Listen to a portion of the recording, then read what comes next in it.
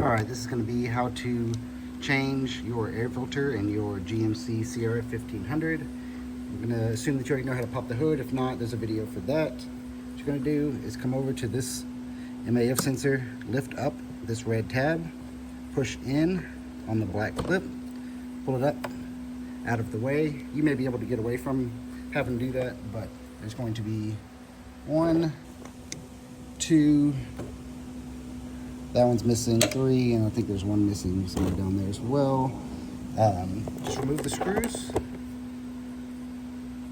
All right, now that your screws are backed out like I did mine, or completely removed, you're just gonna wanna kind of push it back a little bit and snake it out behind this little support.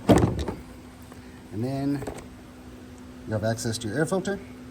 You just simply pull it out, replace it with the new one, and then reverse the steps of install.